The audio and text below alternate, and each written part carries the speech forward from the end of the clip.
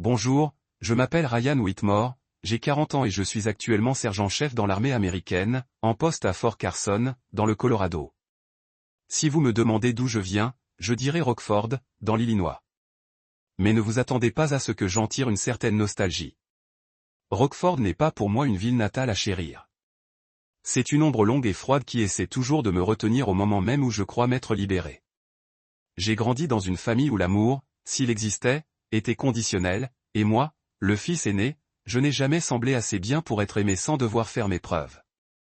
Notre maison se trouvait au bout de Chestnut Street, dans un vieux quartier ouvrier où les toits de tôle rouillés craquaient au moindre coup de vent. Mon père, Douglas Whitmore, était mécanicien, un homme grand, aux mains rugueuses et au regard perçant qui pouvait faire trembler n'importe qui. Il était fier du nom de Whitmore comme si nous descendions d'un grand général, alors qu'en réalité nous n'étions que de simples ouvriers vivants de sueur et d'amertume. Mon père voulait le respect de tous, et il imposait cette exigence à ses deux fils, moi et Derek, mon frère cadet, de 4 ans mon cadet. Mais ses attentes étaient injustes. Avec Derek, il était doux, indulgent, comme si mon frère était la seule lumière dans sa vie. Derek pouvait faire des bêtises ou gaspiller de l'argent. Et papa trouvait toujours des excuses. Il est jeune. Il a besoin de temps, disait-il. Même lorsque Derek est devenu un homme de 36 ans paresseux et criblé de dettes qui ne faisaient que semer le trouble. Moi? C'était moi qui manquais de qualité de leader. D'après papa, chaque fois que j'essayais de faire quelque chose, que ce soit avoir de bonnes notes à l'école ou réparer un vieux vélo dans le garage, il me regardait avec suspicion, comme si je cherchais à lui faire une blague. Ma mère, Marjorie, était caissière dans un supermarché, une petite femme aux cheveux autrefois blonds décolorés par des années d'épuisement. Elle vivait silencieuse, telle une ombre ténue dans notre foyer. Elle ne se disputait jamais avec papa, malgré ses cris et ses jets d'objets. Je pensais qu'elle m'aimait, mais son amour était aussi fragile que la rosée du matin. Chaque fois que j'avais besoin qu'elle me défende, elle baissait la tête en marmonnant quelque chose sur le maintien de la paix. La paix. Pour moi, c'était juste sa façon de prendre le parti de papa et de Derek, me laissant seul face à toutes les injustices. Je me souviens très bien d'un soir, à 15 ans, assis à table avec un bol de soupe froide. Derek, 11 ans à l'époque, a cassé le verre préféré de maman, un souvenir rare de grand-mère. Je l'avais prévenu de ne pas faire de bêtises, mais il s'est contenté de rire en lançant une balle en caoutchouc qui a brisé le vase. Quand papa est entré en trombe, il a crié « Mais pas Derek ». Il s'est tourné vers moi et m'a pointé du doigt. « Tu ne peux pas surveiller ton frère ?» Inutile. J'ai essayé d'expliquer, mais sa colère n'a fait que s'accentuer. Derek était assis là, un sourire narquois, comme s'il savait qu'on ne lui en voudrait jamais. Ce moment s'est gravé dans mon cœur comme une blessure qui ne guérit jamais. En grandissant dans cette famille, j'ai appris à me taire. Non pas parce que je n'avais rien à dire, mais parce que personne ne voulait m'écouter. J'ai beaucoup travaillé, fait des petits boulots pour gagner de l'argent de poche et rêvé de m'enfuir de Rockford un jour. Mais ce rêve n'était pas facile. Mes parents n'avaient pas d'argent pour les études supérieures. Ou plutôt, ils ne voulaient pas. Les études supérieures coûtent cher. Travaille simplement dans une usine comme moi, m'a dit papa d'un ton autoritaire. Pendant ce temps, Derek avait de nouveaux vêtements, des cours de basket, même s'il n'était jamais sérieux. À 20 ans, je me suis retrouvé devant le miroir de ma petite chambre, à contempler mon visage. Des yeux fatigués, des cheveux bruns courts, et une décision qui mûrissait en moi. Je ne pouvais pas rester là un jour de plus. J'avais discrètement fait des recherches sur l'armée, lisant toutes les brochures que je pouvais trouver au centre de recrutement. Ce soir-là, je suis rentré et j'ai convoqué la famille dans le salon pour annoncer ma décision. Debout au milieu de la pièce, les mains jointes, j'ai essayé de garder une voix posée. J'ai décidé de m'engager, ai-je dit en regardant papa droit dans les yeux. Je m'engage dans l'armée américaine. Je veux construire mon propre avenir. Silence. Puis papa a éclaté de rire, un rire froid et tranchant qui m'a transpercé le cœur. Engage-toi, a-t-il ricané, les yeux brillants de mépris. Que penses-tu faire dans l'armée, Ryan? Un gamin de rien, pas assez intelligent pour l'université, qui rêve maintenant de devenir soldat? Tu arrêteras dans un mois, comme tout ce que tu as fait. Il s'est levé et s'est avancé vers moi, l'haleine empestant la bière. Tu n'as pas le cran de devenir quelqu'un de grand. Ne salis pas le nom de Whitmore avec cette idée stupide. Je me tournai vers maman, espérant le moindre signe de soutien, mais elle resta assise là, les yeux rivés au sol, les lèvres pincées. Maman, appelai-je d'une voix presque brisée. Elle leva les yeux, mais son regard était vide, comme si elle me regardait à travers. Écoute ton père, Ryan, dit-elle doucement, sans émotion. Tu n'es pas du genre à faire de grandes choses. Reste ici. Travaille à l'usine. C'est plus stable. Derek, assis dans un coin, ricana. Tu veux jouer les héros, hein, se moqua Théil. Je parie que tu reviendras en pleurs voir maman quand le sergent instructeur te criera dessus. Je restai planté là, sentant le sol s'effondrer sous moi. Leurs paroles n'étaient pas nouvelles. J'avais entendu ces railleries toute ma vie, mais cette fois, elles étaient tranchantes comme des rasoirs, sabrant mes derniers espoirs. J'avais envie de hurler pour leur dire que je n'avais pas besoin de leur approbation, que je leur prouverais qu'ils avaient tort. Mais je serrai les poings, ravalai ma colère et me détournai. J'y vais, dis-je d'une voix basse mais ferme. Et je ne reviendrai pas en mendiant. Le lendemain, j'ai pris quelques vêtements, un carnet et mes maigres économies, puis je suis allé au centre de recrutement. Je veux m'engager, dis-je à l'officier d'une voix tremblante, mais résolue. Ce jour-là, je quittai Rockford, laissant derrière moi une famille qui n'avait jamais vraiment été la mienne. Les moqueries de mon père résonnèrent dans ma tête, mais au lieu de me briser, elles devinrent une source d'inspiration. Je ferai mes preuves, non pas pour eux, mais pour moi. Les premiers jours dans l'armée furent un cauchemar. Je fus jeté au centre d'entraînement de Fort Benning, en Géorgie, où la chaleur humide trempait ma chemise de sueur même. Immobile. Les instructeurs, des hommes costauds à la voix tonitruante, ne me laissaient aucun répit. Whitmore, tes jambes sont-elles faites de boue? Bouge-toi. Aboyait-il tandis que je peinais à franchir le parcours d'obstacles. Je serrais les dents en rampant à travers les murs boueux, les mains ensanglantées par les brûlures des cordes. Chaque nuit, allongé sur un lit superposé dur comme de la pierre, je me disais, tu ne peux pas abandonner. Pas ici. Pas à cause d'eux. Mais c'est sur le champ de bataille que j'ai été véritablement mis à l'épreuve. En 2005, j'étais déployé en Irak, fantassin de 25 ans qui n'avait jamais vu la mort de près. Nous patrouillions sur une route poussiéreuse près de Bagdad. Le soleil était brûlant, l'air lourd d'une odeur de pétrole et de fumée. J'étais à l'arrière du peloton, mon fusil M4 serré fermement, les yeux scrutant le danger. Puis une explosion assourdissante a fait trembler le sol. Une bombe artisanale a explosé à moins de 10 mètres de notre équipe. Je me suis écrasé au sol, les oreilles bourdonnantes, le sable me piquant le visage. Mon camarade Ramirez hurlait, sa voix couverte par les tirs lointains. J'ai rampé jusqu'à Ramirez et les traîné dans une ruelle étroite sous les balles sifflantes autour de nous. « Reste ici !» criai-je en vérifiant sa blessure, un éclat d'obus logé dans sa jambe, son pantalon trempé de sang. J'arrachai un PAN de ma chemise et le nouai fermement autour de la blessure, essayant de me souvenir de ma formation au premier secours. « Tout ira bien, Ramirez, dis-je, le cœur battant la chamade, craignant de mentir. Je regardai autour de moi et vis notre chef d'escouade étendu, immobile, à quelques mètres de là, tandis que l'ennemi tirait toujours à distance. Personne ne commandait. Personne ne donnait d'ordre. Je pris une grande inspiration, sentant le temps ralentir. Je ne suis pas un soldat inutile, me dis-je, entendant la voix de mon père dans ma tête. J'ai crié au reste de l'escouade, regroupez-vous. Mettez-vous en sécurité maintenant. Je ne sais pas où j'ai trouvé cette confiance, mais j'ai mené la retraite de l'équipe, ripostant tout en entraînant Ramirez. Arrivé à un mur effondré, un drone est arrivé en renfort et l'ennemi s'est retiré. Ramirez a survécu, et nous n'avons perdu personne d'autre. Au cours des années qui ont suivi, j'ai gravi les échelons, du simple soldat au sergent-chef. Chaque promotion me rappelait le regard méprisant de mon père, et je me disais qu'il avait tort. J'ai appris à diriger, à garder mon calme dans le chaos, à protéger ceux qui comptaient sur moi.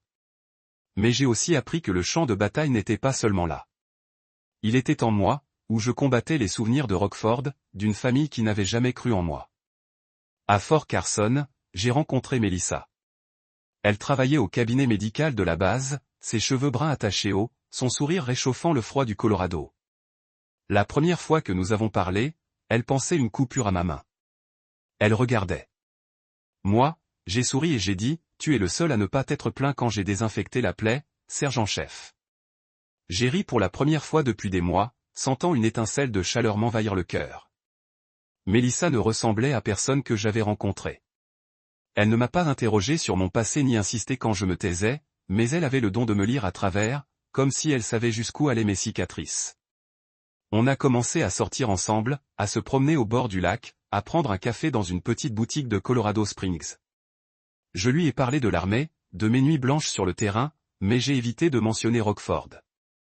Elle n'a pas insisté, elle m'a juste tenu la main et m'a dit, « Quand tu seras prête, je t'écouterai. » 3 ans plus tard, j'ai demandé Mélissa en mariage sur une colline surplombant les Rocheuses, sous un coucher de soleil rougeoyant. Elle a dit oui avant que je puisse terminer, et nous nous sommes serrés dans les bras, riant comme des enfants. Mais la vie n'était pas toujours facile. Ma famille, bien qu'à des centaines de kilomètres, trouvait encore le moyen de s'immiscer dans nos vies comme une ombre qui ne s'estompait jamais. Mes parents m'appelaient de temps en temps. Non pas pour prendre de mes nouvelles, mais pour me demander de l'argent. Derek a besoin d'argent pour payer ses dettes de jeu, disait maman, la voix tremblante comme pour supplier.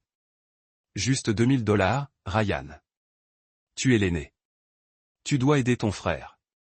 Une autre fois, papa a appelé, la voix pleine de colère. Tu te crois meilleur que cette famille? Derek est en difficulté et tu ne fais que thésauriser. Chaque appel était un coup de poignard dans le ventre. J'ai envoyé de l'argent plusieurs fois, de petites sommes de mes économies, en espérant qu'ils me laisseraient tranquille. Mais ils ne l'ont jamais fait.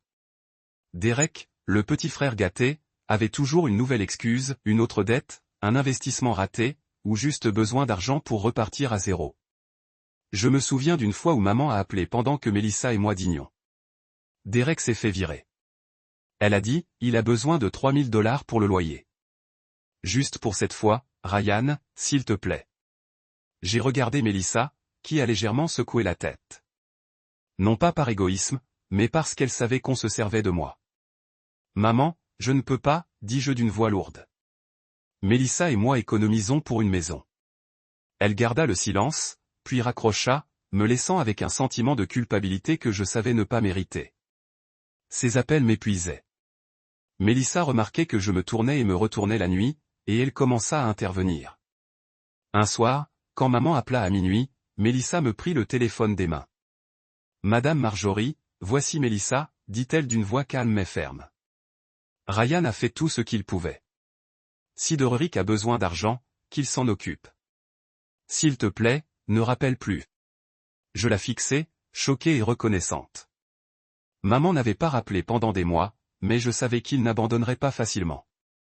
La vie est devenue plus difficile quand nous avons décidé d'acheter un appartement à Colorado Springs. Nous avons jeté notre dévolu sur un petit appartement, pas luxueux, mais suffisant pour y vivre. La banque exigeait un acompte de $10 000, une somme colossale pour 2 personnes vivant de salaire du gouvernement. J'ai fait des heures supplémentaires à la base, de garde de nuit, tandis que Mélissa travaillait le week-end dans une clinique privée. Certains jours, nous ne nous voyions que quelques minutes, mais elle souriait toujours, me tenait la main et disait, « On est une équipe, Ryan. On y arrivera. » Après 8 mois de travail acharné, nous avons réussi à réunir la compte. Le jour de la signature du contrat pour l'appartement, je me tenais devant la petite maison avec sa véranda en bois, avec l'impression d'avoir conquis une montagne. Mélissa m'a serré la main, les yeux brillants. « C'est notre maison, a-t-elle dit. Personne ne peut me la prendre. » J'ai hoché la tête, je l'ai serrée dans mes bras et j'ai senti un morceau qui m'avait échappé pendant tous ces mois de dur labeur. Mais ce morceau, je l'ai vite compris, était plus fragile que je ne le pensais. Un vendredi soir, après une longue journée de formation de l'équipe à la base, j'étais assise dans mon petit bureau, examinant les rapports de la semaine. La faible lumière fluorescente projetait une lueur sur le bureau en bois rayé. Mon téléphone a vibré, brisant le silence. J'ai jeté un coup d'œil à l'écran, au numéro de maman. Mon cœur s'est serré. 3 ans s'étaient écoulés depuis son dernier appel, et à chaque fois, c'était soit pour me demander de l'argent, soit pour me culpabiliser d'avoir oublié la famille. J'ai laissé le téléphone sonner encore quelques fois, mon doigt planant sur la touche « Refuser ». Mais pour une raison inconnue, j'ai appuyé sur « Répondre ». Ryan. La voix de maman était faible, tremblante, contrairement à son habitude. « Tu dois rentrer, Derek. Il a de gros ennuis. » J'ai serré le téléphone, avec l'impression qu'une pierre venait de me tomber sur la poitrine. Derek. Toujours Derek. Le petit frère que j'avais essayé d'oublier comme j'avais essayé d'oublier Rockford. Quel genre d'ennui? Ai-je demandé d'une voix sèche, même si j'avais déjà un pressentiment. Maman a hésité, puis a parlé vite fait, comme si elle craignait que je raccroche. Il doit de l'argent, Ryan. Des dettes de jeu. Beaucoup d'argent. Les prêteurs menacent de le poursuivre en justice. Peut-être même lui faire quelque chose s'il ne paie pas. Ton père a convoqué une réunion de famille et de la famille arrive. Tu dois venir, Ryan. Tu es l'aîné. J'ai fermé les yeux, essayant de respirer calmement. L'aîné? Le mot avait un goût amer. L'aîné, mais jamais traité comme un membre de la famille. Maman, j'ai du travail, ai-je dit en luttant pour garder mon calme. Je ne peux pas tout laisser tomber pour réparer les dégâts de Derek. Il a grandi. Tu le sais. Il y eut un silence à l'autre bout du fil. Puis sa voix devint sèche, presque suppliante. Tu ne comprends pas? On est en famille. Ton père dit que si tu ne viens pas, tu n'es pas digne du nom de Whitmore. Tu veux qu'on soit tous humiliés? Ces mots m'ont fait l'effet d'un coup de poing, me rappelant le rire moqueur de mon père quand je lui ai annoncé que je voulais m'engager. J'avais envie de hurler au téléphone que je ne leur devais rien, que j'avais construit cette vie sans eux. Mais j'ai seulement dit, j'y réfléchirai, et j'ai raccroché. Je restais assise là, les yeux rivés sur l'écran noir du téléphone. La pièce était silencieuse, mais j'étais en pleine tempête. Je pensais à Derek, le frère gâté qui causait toujours des ennuis et se cachait derrière nos parents. Je pensais à l'appartement pour lequel Melissa et moi avions travaillé si dur. Et je pensais à Rockford, où chaque souvenir était comme une cicatrice. Mais la voix de maman, le désespoir qu'elle contenait, me collait à la peau comme une épine. Je savais que si je n'y allais pas, il ne me laisserait pas tranquille. Il me rappellerait, me culpabiliserait, et essaierait de me ramener dans le trou dont j'avais échappé 20 ans plus tôt. Quand je suis rentré à la maison ce soir-là, Melissa était dans la cuisine en train de remuer une marmite de soupe aux tomates parfumées. Elle leva les yeux, son sourire éclatant comme toujours, mais il s'estompa en voyant mon visage. « Qu'est-ce qui ne va pas, Ryan ?» demanda-t-elle en posant la cuillère. Je m'assis à table et répétai mot pour mot l'appel de maman, comme si le dire à voix haute allégerait le poids qui pesait sur ma poitrine. Melissa écoutait sans m'interrompre, me tenant doucement la main. Quand j'eus fini, elle me regarda, ses yeux à la fois tendres et résolus. « Tu ne leur dois rien, Ryan, dit-elle. Mais je te connais. Tu ne trouveras la paix que lorsque tu auras affronté cette situation. Si tu veux partir, j'irai avec toi. » Je la regardai, ressentant à la fois gratitude et douleur. Melissa était la seule personne au monde qui me comprenait vraiment. Même les blessures dont je ne parlais jamais. Je ne voulais pas qu'elle s'immisce dans le désordre de ma famille, mais la pensée de sa présence à mes côtés me donnait la force d'affronter tout. « Tu n'es pas obligé de venir, dis-je, mais elle secoua la tête. Nous sommes une équipe, Ryan. Si tu vas à Rockford, j'irai avec toi. Le lendemain matin, je demandai une courte permission.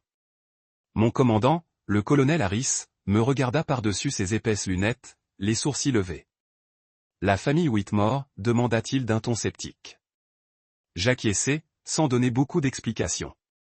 Il signa le formulaire de congé, mais ajouta, « Ne laisse pas tes affaires personnelles affecter ton travail. Tu es l'un de mes meilleurs. » Ces mots étaient à la fois encourageants et stressants. Je savais que je ne pouvais décevoir ni la base, ni mon équipe, ni moi-même. Mais je savais aussi que Rockford m'attendait et qu'il ne m'accueillerait pas à bras ouverts. Le vol de Colorado Springs à Chicago fut court, mais il me parut durer un siècle. Melissa était assise à côté de moi, la main serrée dans la mienne, sans rien dire. Je regardais par la fenêtre, observant les nuages blancs défiler, me demandant ce que je faisais. Pourquoi y retournais-je? Pour sauver Derek? Pour faire plaisir à mes parents ou simplement pour prouver que je n'étais pas le gamin qu'ils rabaissaient 20 ans plus tôt? Je n'avais aucune réponse. Mais à chaque kilomètre qui me rapprochait de Rockford, un nœud se serrait dans ma poitrine. À notre arrivée à Chicago, j'ai loué une voiture et me suis rendu à Rockford. La route familière s'étendait devant moi. Des champs de maïs à perte de vue, des panneaux publicitaires défraîchis et l'odeur poussiéreuse du Midwest. Melissa regardait par la fenêtre, me racontant de temps à autre des anecdotes de ses voyages d'enfance pour apaiser ma tension. Mais je me contentais d'acquiescer. Mon esprit revint à la maison au bout de Chestnut Street. Arrivé devant, je la reconnus à peine. La peinture s'écaillait, le jardin était envahi de mauvaises herbes et le toit en tôle rouillée semblait prêt à s'effondrer. Ce n'était plus une maison. C'était une relique du passé que j'avais tenté de laisser derrière moi. Maman ouvrit la porte, le visage plus hagard que dans mes souvenirs. Elle me serra dans ses bras, mais cette étreinte me parut sans vie, comme un devoir. « Merci d'être venu, Ryan, dit-elle d'une voix douce. J'ai hoché la tête, esquissant un sourire crispé. Papa n'est pas venu me saluer. J'ai entendu sa voix tonitruante du salon parler de quelque chose. Derek était introuvable, mais je n'ai pas été surprise. Il avait toujours le don de disparaître quand les choses allaient mal. Nous sommes entrés dans la maison.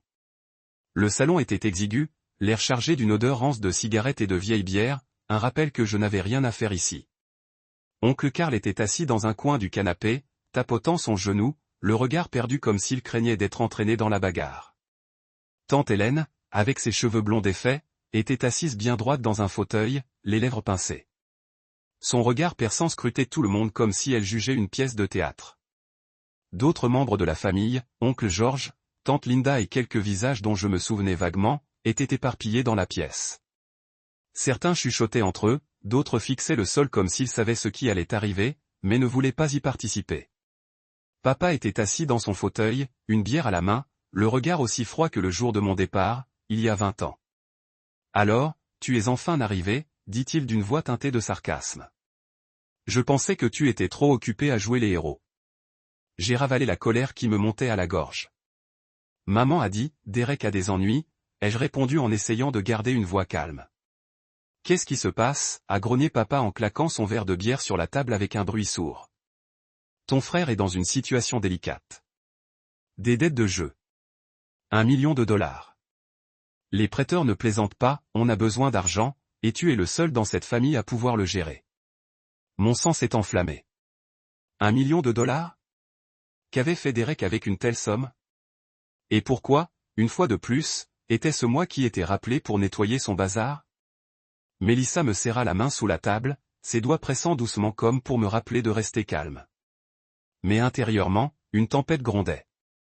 Je savais que cette réunion ne visait pas seulement à trouver comment sauver Derek, comme maman l'avait dit. C'était un piège, une façon pour mes parents de me ramener au rôle du fils sacrificiel qu'ils m'avaient toujours forcé à jouer. Et je savais que si je n'y prenais pas garde, tout ce que j'avais construit, notre appartement, ma vie avec Mélissa, ma liberté, serait aspiré dans le trou noir qu'était la famille Whitmore. J'ai pris une grande inspiration, d'une voix posée. Je comprends, mais où est Derek? Si c'est son problème, pourquoi n'est-il pas là pour s'expliquer? Le silence retomba dans la pièce, à l'exception du grincement du ventilateur de plafond. Oncle Karl fit le vide.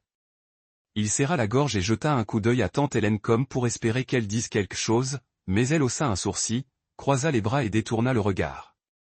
Maman remua légèrement, mais ne dit rien. Les lèvres de papa s'étirèrent en un sourire froid. Toujours Ryan, dit-il, cherchant toujours à pointer du doigt. Derek essaie d'arranger les choses. Mais toi, tu es l'aîné. Tu dois prendre tes responsabilités. C'est ta responsabilité. Responsabilité. Ce mot me transperça le cœur comme un couteau. Je jetai un coup d'œil à Mélissa, qui me tenait toujours la main, le regard fixe mais teinté d'inquiétude.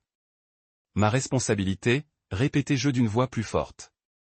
J'ai quitté cet endroit il y a 20 ans et j'ai construit ma vie. Je ne dois rien à Derek ni à personne dans cette pièce. Derek a contracté ses dettes. Laisse-le les payer.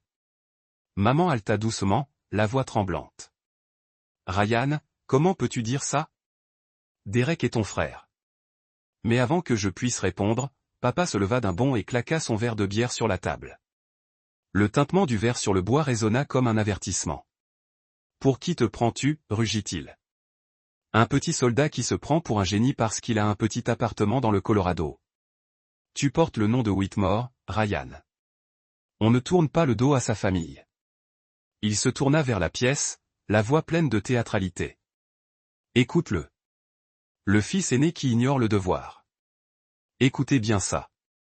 Ryan va hypothéquer son appartement pour trouver l'argent nécessaire au sauvetage de Derek. C'est comme ça qu'on garde le nom de Whitmore honorable. Ces mots explosèrent dans ma tête comme une bombe.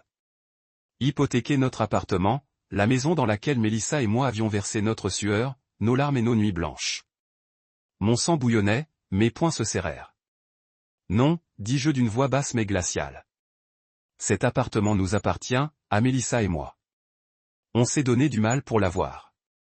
Personne dans cette pièce n'a le droit d'exiger que je le cède. Derek a fait ses dettes. Qu'il les règle. Un murmure s'éleva dans la pièce. Oncle Karl leva les yeux, le visage rouge, marmonnant quelque chose à tante Linda, mais sa voix était trop basse pour être comprise.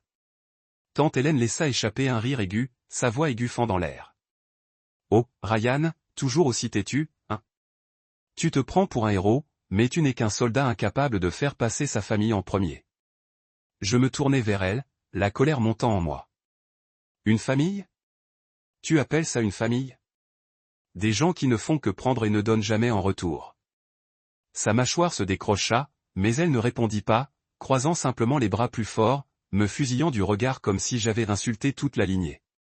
Oncle Karl parla enfin, la voix tremblante, comme s'il craignait d'irriter encore plus papa. Ryan se calma. On veut juste aider Derek. Il du sang. Tu ne peux pas lui tourner le dos. Mais ses mots étaient faibles, peu convaincants, et j'ai vu tante Linda lui tirer la manche en murmurant, reste en dehors de ça, Karl. Les autres membres de la famille sont restés silencieux, les yeux rivés au sol comme s'ils voulaient disparaître de la pièce. Leur silence me faisait me sentir plus seul que jamais, mais il me rappelait aussi que je n'avais pas besoin de leur approbation. Papa s'est approché, le visage rouge de rage. Tu oses me parler comme ça? Grognatait-il en serrant une bouteille de bière vide. Tu te crois meilleur que Derek parce que tu as un titre de sergent-chef? Derek est ton sang. S'il meurt à cause de ses prêteurs, peux-tu vivre avec ça sur la conscience? Je me suis levé face à lui, refusant de reculer. Derek n'est pas mon enfant. Je ne suis pas son père, et je ne laisserai pas ses erreurs ruiner ma vie. C'est là que les choses ont dégénéré. Assez, a hurlé papa, et avant que je puisse réagir, il a attrapé la bouteille de bière sur la table et l'a lancée. Sur moi. Le verre a fendu l'air comme une balle qui m'a frappé au front. La douleur m'a traversé comme un éclair me déchirant le crâne. Je titubais, du sang chaud ruisselant sur mon visage, dégoulinant sur le sol. L'espace d'un instant, le monde s'est brouillé, ne laissant que les battements de mon cœur et le cri de Mélissa, Ryan. Oh mon Dieu, ça va? Elle s'est précipitée vers moi, ses mains tremblantes touchant la blessure, sa voix brisée par la colère et la peur. Qu'est-ce que tu fais? As-tu perdu la tête? Mais ce n'était pas seulement la douleur dans ma tête. Un raz-de-marée d'émotions a déferlé, détruisant les murs que j'avais érigés pour me protéger. J'ai revu le jeune Ryan, 15 ans, traité d'inutile par papa lorsque Derek a brisé le V. J'ai vu les regards silencieux de maman choisir Derek plutôt que moi.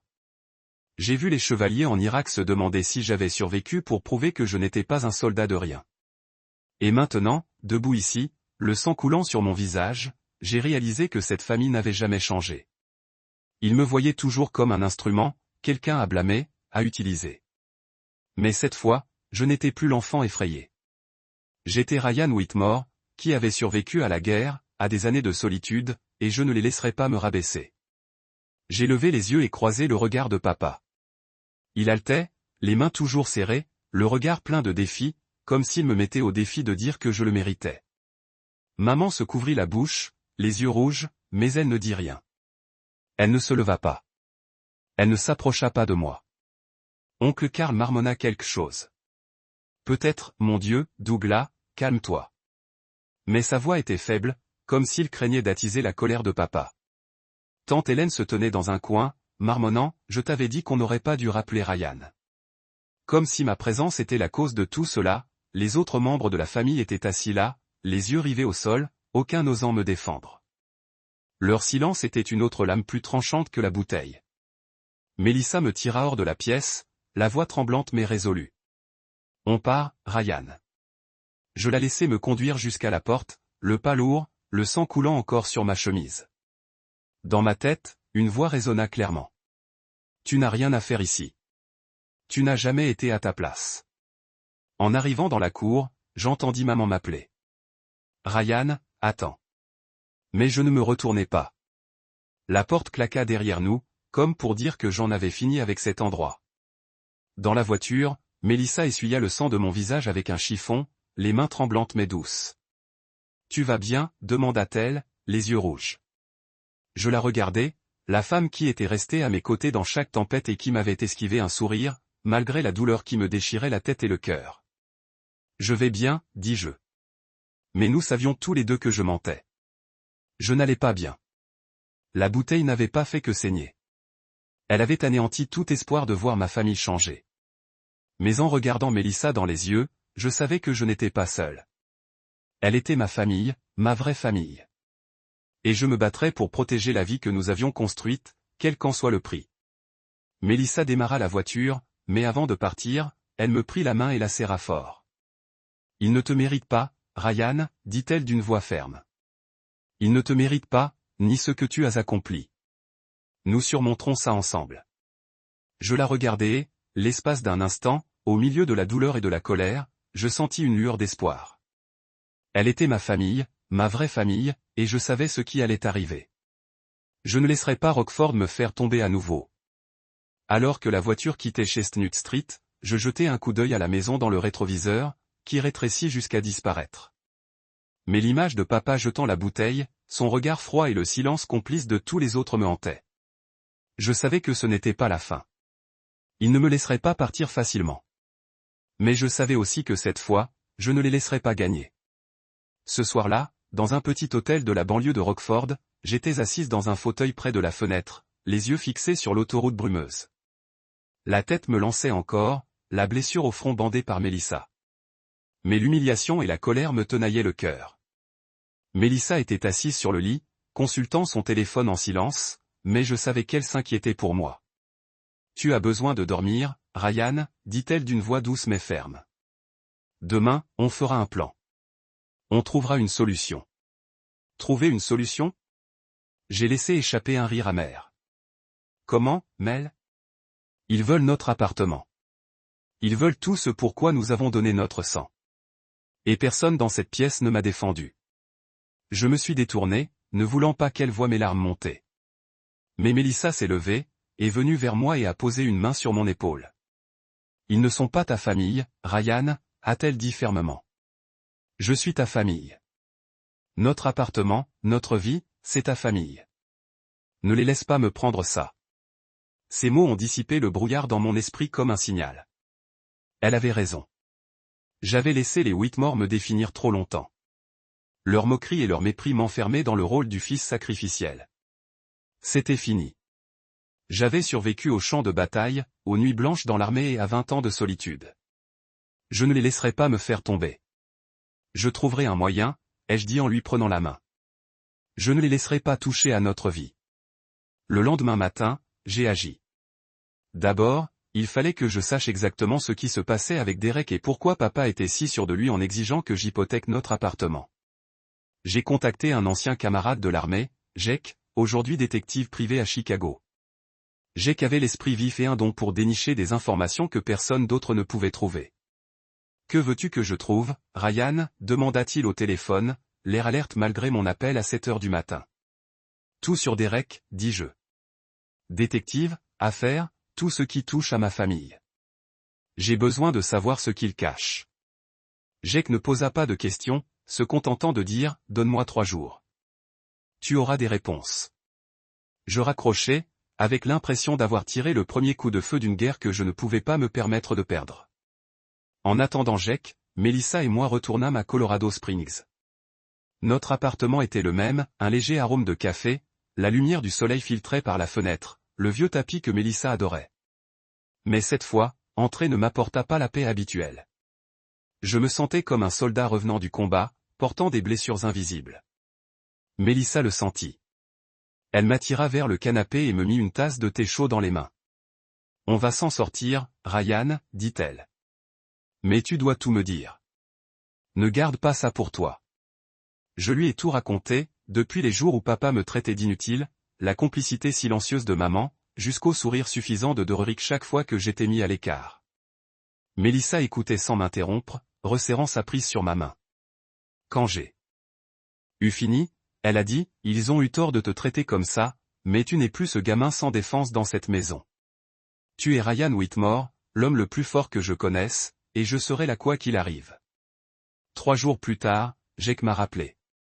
Prépare-toi, Ryan, a-t-il dit d'un ton grave. J'ai trouvé des trucs, et ça ne va pas te plaire. J'avais le cœur qui battait fort, mais je lui ai dit de continuer. Jake m'a révélé que Derrick n'était pas seulement endetté au jeu. Il avait emprunté de l'argent à un gang de Chicago, le genre de gang qui n'hésitait pas à recourir à la violence pour encaisser l'argent. Mais ce qui m'a glacé, c'est la suite de l'histoire. Vos parents, a déclaré Jake, ils ont utilisé votre nom pour contracter un prêt il y a 10 ans pendant que vous étiez en Irak. Un prêt bancaire d'environ 50 000 $ avec une signature forgée. Ils ont dit à la banque que vous aviez accepté de co-signer, mais personne ne vous l'a jamais dit, non? J'ai senti le sol s'effondrer sous moi. Quoi? J'ai chuchoté, saisissant le téléphone. Ils ont utilisé mon nom? Jake soupira. Ouais, et il y a plus. Derek a vendu un terrain hérité de votre grand-mère. Terre qui devait appartenir à vous deux. Il a coupé votre nom de l'acte avec le consentement de vos parents. Ils ont dit que vous ne vous souciez pas de la famille, donc vous ne méritiez pas de part. Mon sang bouillit, ma tête brûle de rage. Je n'étais pas seulement trahi. J'ai été privé de ce qui était à juste titre le mien. Trompé par les gens que j'ai appelés famille. Mélissa, assise à côté de moi, a entendu l'appel sur le haut-parleur. Son visage palade, mais ses yeux clignotèrent de colère. Ils ne peuvent pas vous faire ça, dit-elle, sa voix tremblant de fureur. Nous devons faire quelque chose, Ryan. Maintenant, j'ai contacté un avocat à Colorado Springs, Linda Harper, une femme tranchante avec plus de 20 ans d'expérience en gestion de différents immobiliers. Je lui ai envoyé tout que Jake avait découvert, les documents de prêt forgés, le contrat de vente foncière et les dossiers de la dette de Derrick. Ceci est sérieux, monsieur Whitmore. Mademoiselle Harper a dit que lorsque nous nous sommes rencontrés à son bureau, une signature forgée est une fraude et vous excluant de l'héritage sans votre consentement est illégal. Nous pouvons les poursuivre, et je m'assurerai que vous soyez rémunéré. J'ai hoché la tête, mais ce n'était pas un soulagement que je ressentais. Je ne voulais pas d'argent. Je voulais la justice. Je voulais qu'ils paient pour ce qu'ils m'ont fait. Je veux couper tous les liens avec eux, ai-je dit. Financier, légal, tout. Je ne veux plus qu'ils aient une revendication sur ma vie. Mademoiselle Harper a fait un sourire froid. Très bien. Je rédigerai un avis juridique vous déclarant exempt de toute obligation liée à la famille Whitmore. S'ils essaient d'intervenir, nous les amènerons au tribunal. Une semaine plus tard, l'avis juridique a été remis à la maison de Chestnut Street via courrier. Je n'étais pas là, mais je pouvais imaginer le visage de papa en le lisant. La lettre écrite dans une facilité juridique nette de Madame Harper était claire. Ryan Whitmore finit par la présenter toutes les responsabilités financières et juridiques liées à la famille Whitmore. Toute utilisation non autorisée de son identité ou de ses actifs entraînera une action en justice. J'ai imaginé maman pleurant, papa claquant la table et Derek, s'il était là, haussant les épaules comme toujours. Mais cette fois, je m'en fichais. J'en avais fini avec eux. Le lendemain, Jake a appelé de Chicago, sa voix portant un rare soupçon d'humour mélangé à la gravité. Vous avez remué un nid de hornets, Ryan, a-t-il dit. Derrick a été attrapé. Les prêteurs l'ont trouvé dans un casino à la périphérie de la ville en essayant de sortir de leurs dettes. Il est maintenant en détention, attendant le procès pour fraude et évasion de la dette. Mais la plus grande nouvelle est vos parents. Ils ont hypothéqué la maison de Chestnut Street pour rembourser les dettes de Derek, raclant 200 000 $. Devinez quoi? Ce n'est toujours pas suffisant. Les prêteurs veulent le million complet. Et maintenant, vos parents sont confrontés à une forclusion.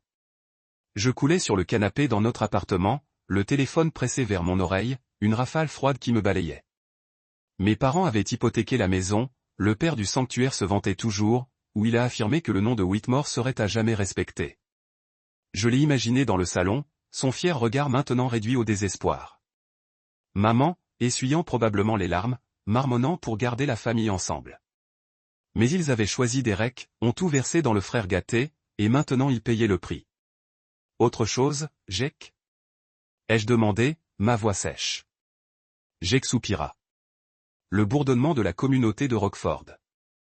Votre tante Hélène a dit au quartier que vos parents avaient tort de se livrer à Derek.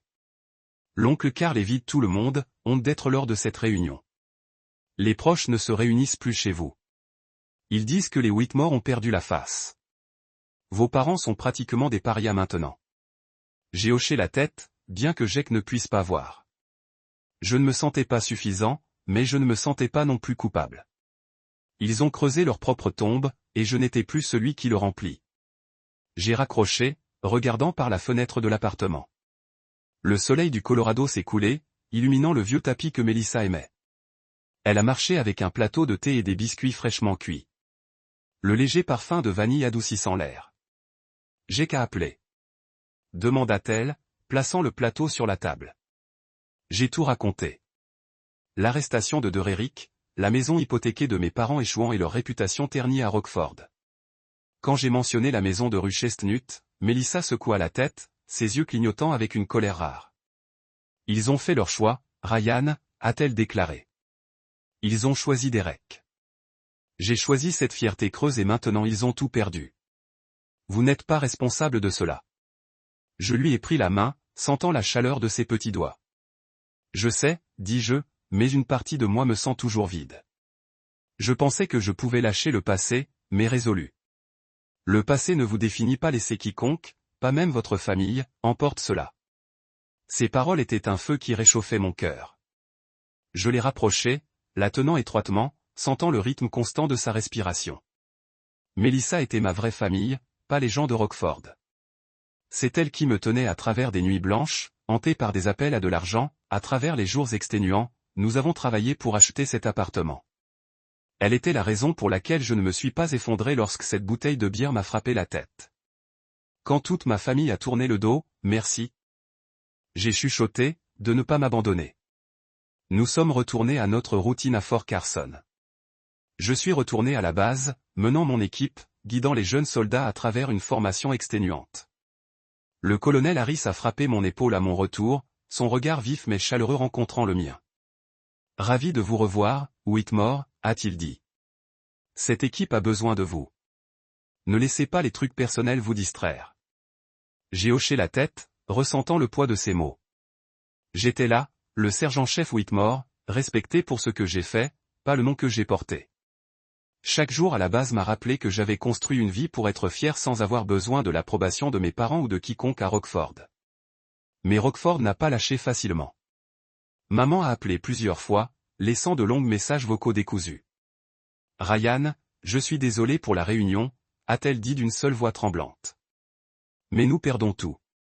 La maison, la banque le prendra si nous ne payons pas. Derek a besoin de vous.